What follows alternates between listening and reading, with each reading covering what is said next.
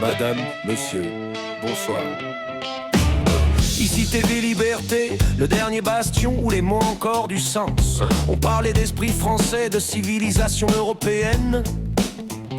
Aujourd'hui on parle surtout de sondage et de piscine le dimanche matin.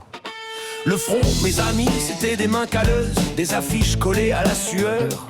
C'était pas des PowerPoint, ni des phrases en velours. C'était du cœur, du vin rouge et des idées qui sentent la poudre. Aujourd'hui c'est du gel fixant et du storytelling en costard. Le peuple, lui, regarde et ne comprend plus. Les souverainistes boivent des cafés bio à Bruxelles, pendant que les ouvriers bouffent des nouilles à Vierzon. Que reste-t-il du Front National? Des débats télévisés, un ton banal. Les drapeaux dorment, les tribuns se peignent et le peuple lui saigne.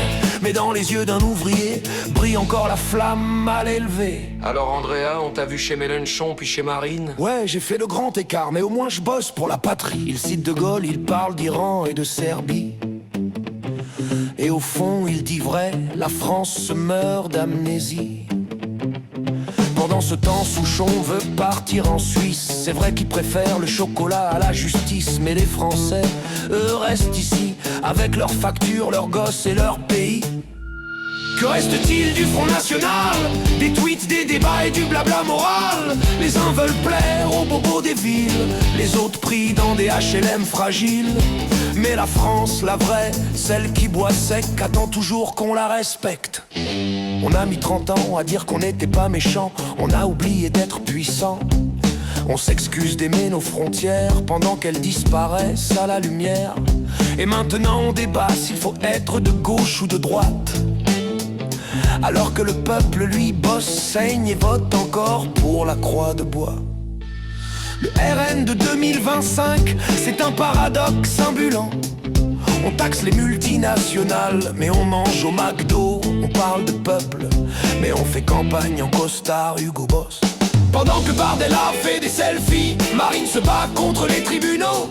Et dans les cafés, les vieux Gaulois se demandent: c'était mieux quand c'était Jean-Marie ou juste plus rigolo? Que reste-t-il du Front National? Une nostalgie au goût de tribunal. On interdit la candidate qu'on craint, et on s'étonne que le peuple est fin. Le pays des droits de l'homme interdit d'opinion, et ça s'appelle toujours démocratie, mon garçon. Les Sleeping Giants boycottent les médias. Le roi Merlin retire ses pubs, quel exploit d'apparat. Mais le peuple, lui, n'a pas cliqué j'aime, il a juste dit je vais plus chez eux. C'est un système. Et dans ce cirque à trois têtes, où Macron joue Jupiter, Mélenchon le prophète et Marine la maudite du siècle, le seul vrai héros c'est le peuple sans étiquette. Que reste-t-il du Front National? Une France qui veut mais qu'on muselle, une flamme qu'il croit éteinte, mais qui brûle sous la cendre sainte. Et quand le vent soufflera de Chartres à Toulon, les drapeaux se relèveront sans pémichon. Pas pour un parti ni pour un roi, mais pour la Gaule, pour toi, pour moi.